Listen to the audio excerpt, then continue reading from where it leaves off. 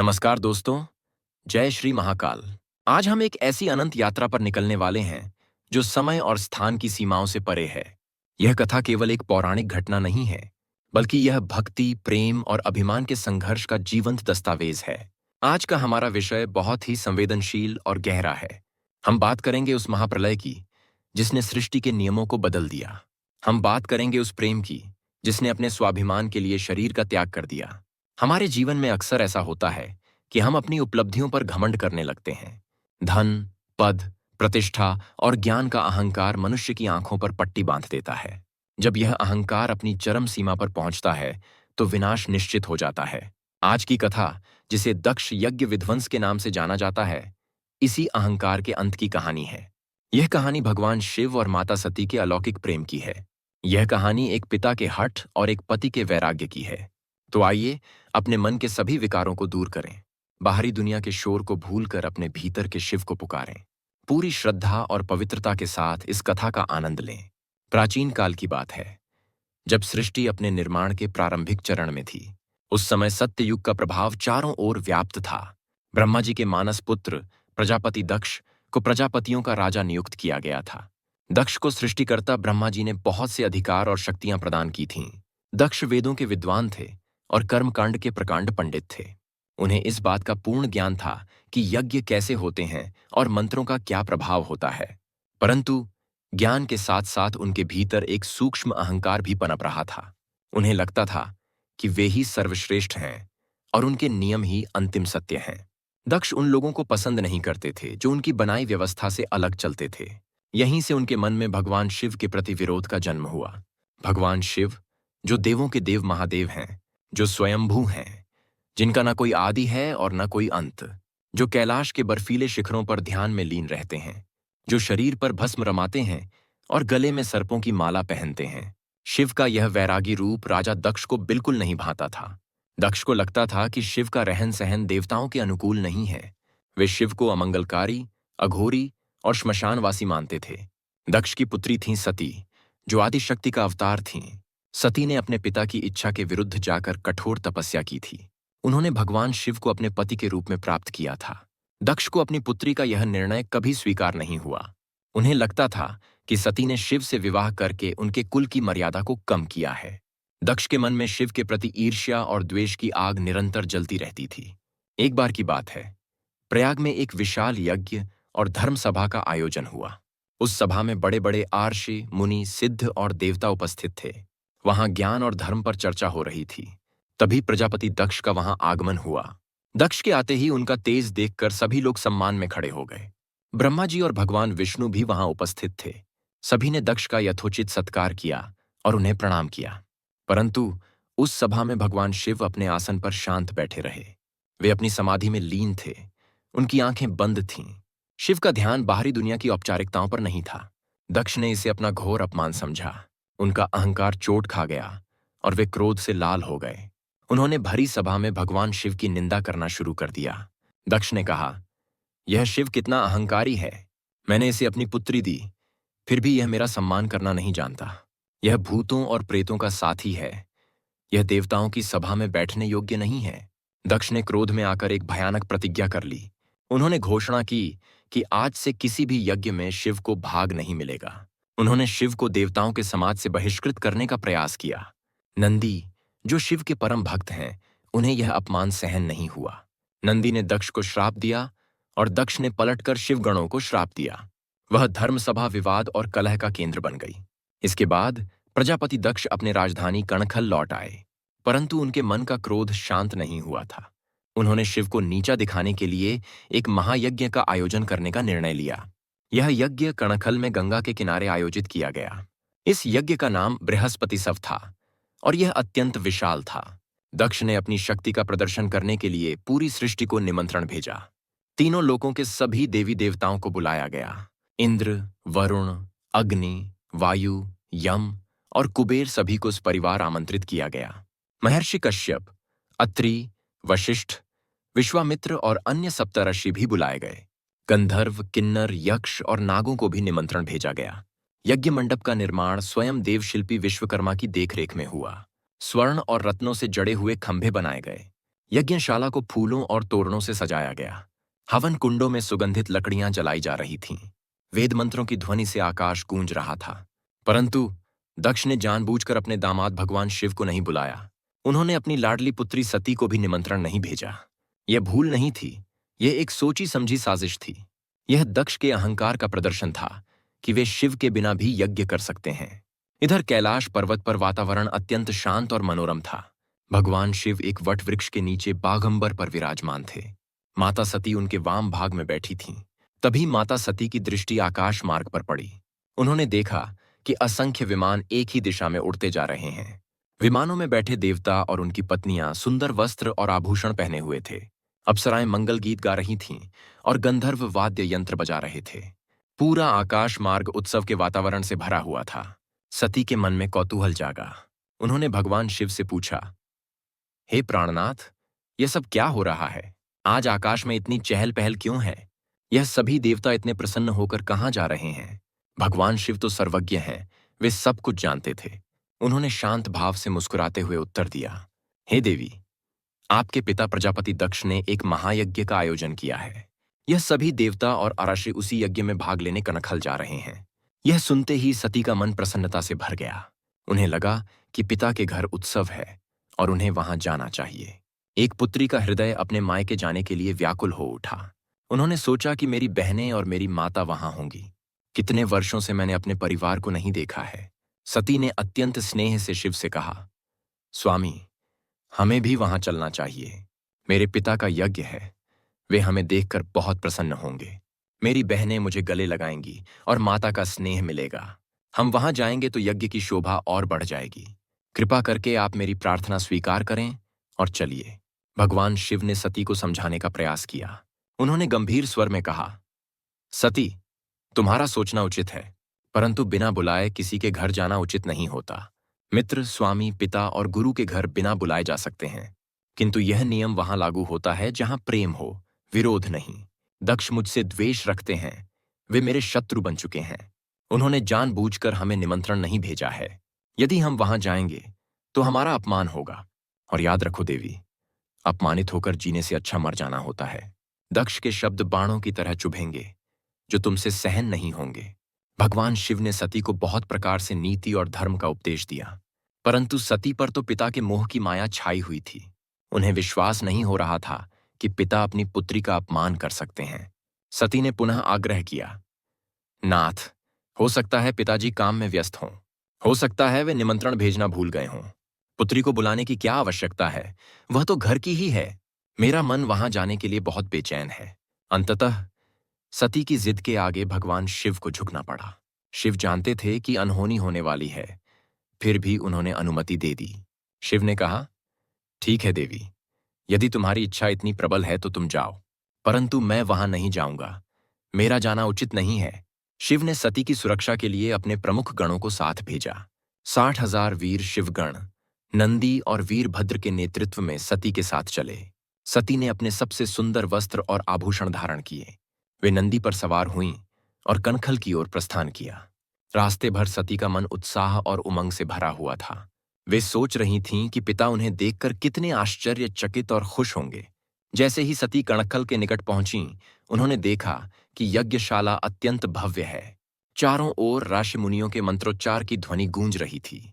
परंतु जैसे ही उन्होंने पिता के भवन में प्रवेश किया, दृश्य बदल गया। द्वार पर किसी ने उनका स्वागत नहीं किया। दक्ष ने अपनी पुत्री को आते देखा, लेकिन उन्होंने मुख फेर लिया। दक्ष की आंखों में क्रोध और उपेक्षा स्पष्ट दिखाई दे रही थी। वहां उपस्थित अन्य देवता और आशी भी दक्ष के भय से चुप थे।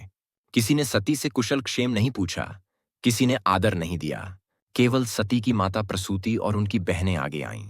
माता ने सती को गले लगाया और उनकी आंखों से आंसू बह निकले। बहनों ने भी सती से बात की, लेकिन उनकी बातों में व्यंग्य था।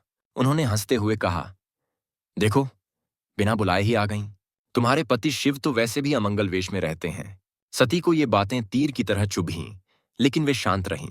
सती ने सोचा कि पिता से मिलूंगी तो शायद सब ठीक हो जाएगा। वे यज्ञ मंडप के मध्य भाग में गईं जहां दक्ष बैठे थे, परंतु वहां का दृश्य देखकर सती सन्न रह गईं। उन्होंने देखा कि यज्ञ में सभी देवताओं के लिए भाग रखा गया है। विष्णु, ब्रह्मा, इंद्र, चंद्र, सूर्य सबके नाम के कलश स्थापित हैं, किंतु भगवान शिव का कोई स्थान वहां नहीं था। शिव का भाग यज्ञ से पूरी तरह गायब था। यह देखकर सती का क्रोध जागृत हो उठा। उन्हें शिव की कही हुई हर बात सत्य प्रतीत होने लगी। उन्होंने दक्ष की ओर देखा और प्रश्न किया, पिताजी, यह आपने क्या किया है? आपने यज्ञ के स्वामी भगवान शिव का भाग क्यों नहीं रखा? शिव के बिना यह यज्ञ कैसे सफल हो सकता है? वे जगत के पिता हैं, वे ही यज्ञ पुरुष हैं। दक्ष ने अहंकार और क्रोध में भरकर उत्तर दिया, चुप रहो सती, मुझे ज्ञान देने का प्रयास मत करो। वह शिव देवताओं के साथ बैठने योग्य नहीं है। वह श्मशान में रहता है, राख मलता है और हड्डियों की माला पहनता है। उसका न कोई कुल है, न गोत्र है, न माता है, न पिता। ऐसे अमंगलकारी व्यक्ति को मैं अपने पवित्र यज्ञ में नहीं बुला सकता। मैंने उसे न बुलाकर कोई गलती नहीं की है, और तुम जो यहां बिना बुलाए आई हो, यह तुम्हारी निर्लज्जता है। तुम उस अघोरी की पत्नी हो, इसलिए तुम भी मेरे लिए अपमान का कारण हो। यदि तुम्हें यहां रहना है तो चुपचाप रहो, अन्यथा यहां से चली जाओ। अपने पति और आराध्य शिव के लिए ऐसे कटु वचन सुनकर सती कांप उठी। दक्ष ने केवल शिव का नहीं, बल्कि सती के प्रेम और भक्ति का भी अपमान किया था। सती ने चारों ओर देखा। सभी देवता सिर झुकाए बैठे थे।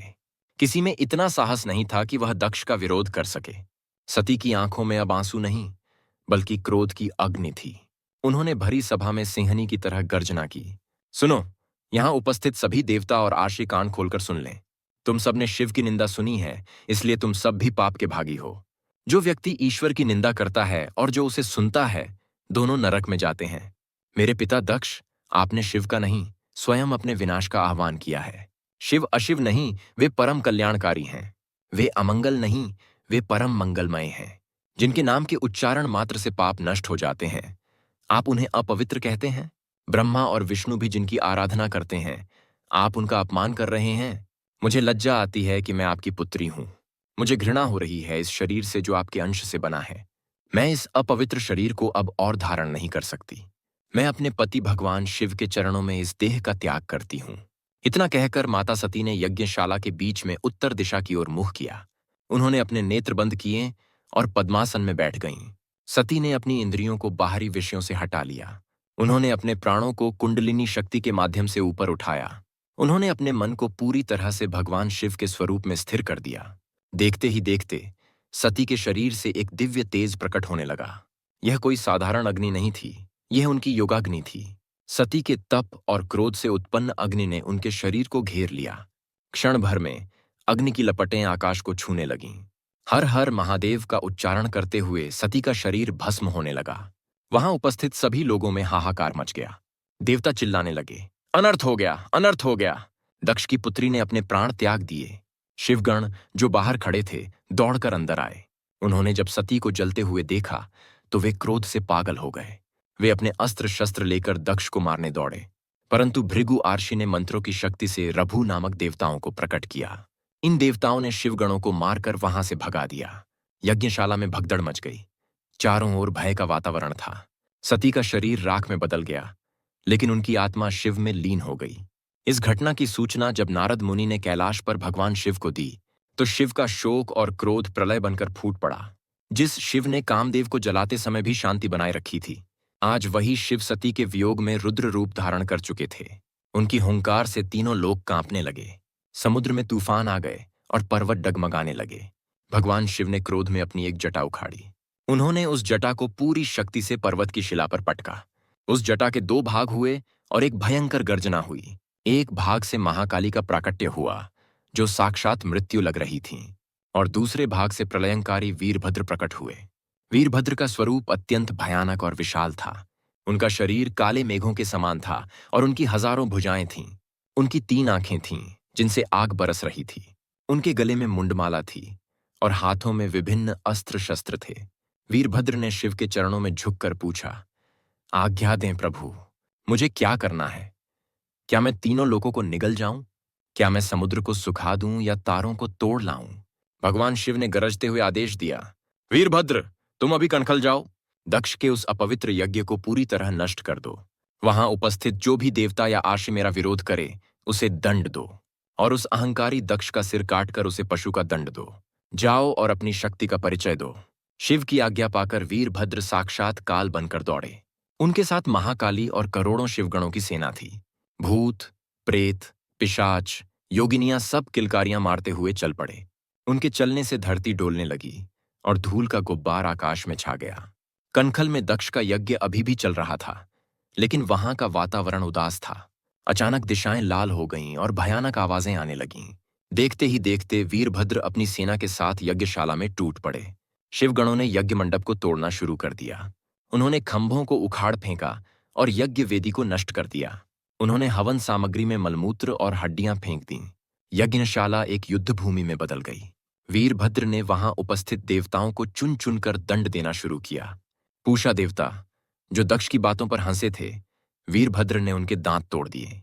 भग देवता, जिन्होंने आंखें फाड़कर शिव की निंदा देखी थी, उनकी आंखें फोड़ दी गईं। भृगु आर्षि, जो मूंछों पर ताव देकर यज्ञ करा रहे थे, उनकी मूंछें उखाड़ दी गईं। इंद्र, यम, वरुण और अन्य देवता अपनी जान बचाकर भागने लगे। कोई भी वीरभद्र के सामने टिकने का साहस नहीं कर पा रहा था। अंत में वीरभद्र की दृष्टि प्रजापति दक्ष पर पड़ी। दक्ष यज्ञ वेदी के पीछे छिपे हुए थे। वे भय से थर थर कांप रहे थे। वीरभद्र ने लपक कर दक्ष को पकड़ लिया। दक्ष ने गिड़गिड़ाते हुए प्राणों की भीख मांगी, परंतु वीरभद्र ने कहा, अहंकारी दक्ष, तुझे अपने कर्मों का फल भोगना होगा। तूने जगत जननी सती का अपमान किया है। तूने मेरे स्वामी शिव का अपमान किया है। वीरभद्र ने अपनी तलवार उठाई और एक ही वार में दक्ष का सिर धड़ से अलग कर दिया। दक्ष का सिर लुढ़ककर यज्ञ कुंड की अग्नि में गिर गया और भस्म हो गया। इस प्रकार वह महायज्ञ, जो अभिमान से शुरू हुआ था, विनाश पर समाप्त हुआ। चारों ओर केवल हाहाकार, रक्त और धुआं था। यज्ञ पूरी तरह विध्वंस हो चुका था। जब क्रोध का ज्वार कुछ कम हुआ, तो देवताओं को अपनी भूल का एहसास हुआ। वे समझ गए कि शिव के बिना सृष्टि का संचालन असंभव है। ब्रह्मा जी और भगवान विष्णु सहित सभी देवता कैलाश पर्वत पर पहुंचे। उन्होंने देखा कि शिव अभी भी शोक और क्रोध में है। सभी देवताओं ने दूर से ही शिव को साष्टांग प्रणाम किया। ब्रह्मा जी ने हाथ जोड़कर स्तुति की, हे महादेव, हे करुणा निधान, आप तो दया के सागर हैं। दक्ष अज्ञानी था, उसे उसके पाप का दंड मिल चुका है, परंतु यज्ञ का अधूरा रहना सृष्टि के लिए अशुभ है। आप प्रसन्न हों और इस विनाश को रोकें। आप ही संहारक हैं और आप ही रक्षक हैं। देवताओं की करुण पुकार सुनकर भगवान शिव का हृदय पसीज गया। वे तो आशुतोष हैं, जो शीघ्र ही प्रसन्न हो जाते हैं। शिव ने कहा, मैं किसी से बैर नहीं रखता। दक्ष को मैंने नहीं, उसके अपने अहंकार ने मारा है। मैं सृष्टि के कल्याण के लिए इस यज्ञ को पूर्ण करूंगा। भगवान शिव देवताओं के साथ कणखल पधारे। वहां का दृश्य अत्यंत वीभत्स था। शिव ने अपनी अमृतमयी दृष्टि से सभी घायलों को देखा। तत्क्षण जिसके हाथ पैर टूटे थे वे जुड़ गए, जिनकी आंखें और दांत गए थे वे वापस आ गए। सभी देवता और आर्षि स्वस्थ होकर शिव के चरणों में गिर पड़े। फिर शिव ने दक्ष के धड़ की ओर देखा। उन्होंने कहा, दक्ष को जीवित करना होगा ताकि यज्ञ पूर्ण हो सके। परंतु दक्ष का सिर तो जलकर राख हो चुका था। शिव ने आदेश दिया कि उत्तर दिशा में जो भी प्राणी पहले मिले उसका सिर ले आओ। गणों ने देखा कि एक बकरा वहां खड़ा था। उस बकरे का सिर काटकर लाया गया और दक्ष के धड़ पर जोड़ दिया गया। शिव ने मंत्र पढ़कर जल छिड़का और दक्ष जीवित हो उठे। जैसे ही दक्ष को होश आया, उन्होंने देखा कि उनका सिर बकरे का है। उनका सारा अहंकार, सारा घमंड धूल में मिल चुका था। उन्हें अपनी तुच्छता और शिव की महानता का बोध हुआ। दक्ष की आंखों से पश्चाताप के आंसू बहने लगे। वे दौड़कर भगवान शिव के चरणों में गिर पड़े। उनके मुख से मनुष्य की वाणी नहीं, बल्कि बकरे की आवाज निकली, बम बम। यह ध्वनि अहंकार के नाश और पूर्ण समर्पण की प्रतीक थी। शिव ने दक्ष को उठाया और उन्हें क्षमा कर दिया। शिव ने कहा, दक्ष, जब तक तुम मैं करते थे, तुम अज्ञानी थे। आज तुम्हारा वह मैं मर चुका है, अब तुम शुद्ध हो। दक्ष ने पूर्ण भक्ति भाव से यज्ञ को संपन्न किया। उन्होंने यज्ञ का प्रमुख भाग भगवान शिव को समर्पित किया। शिव ने उसे स्वीकार किया और आशीर्वाद देकर वहां से चले गए। कहानी का एक मार्मिक पहलू अभी शेष है। यज्ञ तो पूर्ण हो गया, लेकिन सती वापस नहीं आई। भगवान शिव सती के जले हुए पार्थिव शरीर के पास गए। सती के निर्जीव शरीर को देखकर शिव का वैराग्य करुणा में बदल गया। वे सती के शव को अपने कंधों पर उठाकर उन्मत्त की तरह घूमने लगे। वे कभी हंसते, कभी रोते, कभी तांडव नृत्य करने लगते। शिव का यह वियोग इतना गहरा था कि वे सुध-बुध खो बैठे। वे पहाड़ों, नदियों और वनों में भटकने लगे। उनके इस रूप को देखकर सृष्टि पुनः संकट में पड़ गई। देवताओं ने भगवान विष्णु से प्रार्थना की कि वे कुछ करें। तब भगवान विष्णु ने अपने सुदर्शन चक्र का प्रयोग किया। उन्होंने शिव के मोह को भंग करने के लिए सती के शरीर के टुकड़े करना शुरू किया। जहां जहां सती के शरीर के अंग और आभूषण गिरे, वहां शक्तिपीठ बन गए। ये 51 शक्तिपीठ आज भी भारतवर्ष में ऊर्जा के केंद्र हैं। अंत में जब सती का पूरा शरीर विलीन हो गया, तब शिव शांत हुए। वे हिमालय की गुफाओं में जाकर पुनः गहरी समाधि में लीन हो गए। यही सती अगले जन्म में हिमालय राज की पुत्री पार्वती के रूप में जन्मी। पार्वती ने अपनी कठोर तपस्या से शिव को पुनः पति रूप में प्राप्त किया और इस प्रकार शिव और शक्ति का मिलन पुनः संपन्न हुआ। मेरे प्यारे दोस्तों, आज की यह कथा हमें जीवन के सबसे बड़े सत्य से परिचित कराती है। पहला पाठ यह है कि अहंकार ही मनुष्य का सबसे बड़ा शत्रु है। दक्ष के पास सब कुछ था, लेकिन अहंकार ने उनका सब कुछ छीन लिया। जब हम दूसरों को छोटा समझने लगते हैं, तो हम दक्ष बनने की राह पर होते हैं। हमें यह याद रखना चाहिए कि हर जीव में ईश्वर का अंश है। किसी का अपमान करना साक्षात ईश्वर का अपमान करना है। दूसरा पाठ यह है कि प्रेम और भक्ति में समर्पण होना चाहिए, लेकिन यह समर्पण अंधा नहीं होना चाहिए। इसमें विवेक भी आवश्यक है। तीसरा पाठ क्षमा का है। शिव ने अपने सबसे बड़े शत्रु को भी क्षमा कर दिया और उसे नया जीवन दिया। क्षमा करना कमजोर की नहीं, बल्कि शक्तिशाली की पहचान है। बकरे का सिर हमें यह याद दिलाता है कि मैं का त्याग ही ईश्वर प्राप्ति का मार्ग है। जब तक हम मैं अहंकार में फंसे रहते हैं, हम पशु समान हैं। जब मैं मिटता है, तभी शिव तत्व जागृत होता है। तो आइए, आज हम संकल्प लें कि हम अपने भीतर के दक्ष को मारेंगे। हम अपने अहंकार का त्याग कर विनम्रता अपनाएंगे। हम शिव के समान सरल, सहज और क्षमाशील बनेंगे। अपने जीवन को भक्ति और प्रेम के रंग में रंग लेंगे।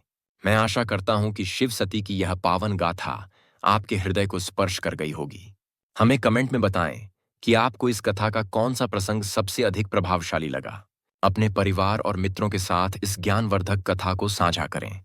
ईश्वर से प्रार्थना है कि वे आप सभी को सद्बुद्धि और स्वास्थ्य प्रदान करें। भगवान महाकाल का आशीर्वाद आप पर सदैव बना रहे। इसी मंगल कामना के साथ मैं अपनी वाणी को विराम देता हूं। प्रेम से बोलिए, हर हर महादेव। एयूं नमः शिवाय।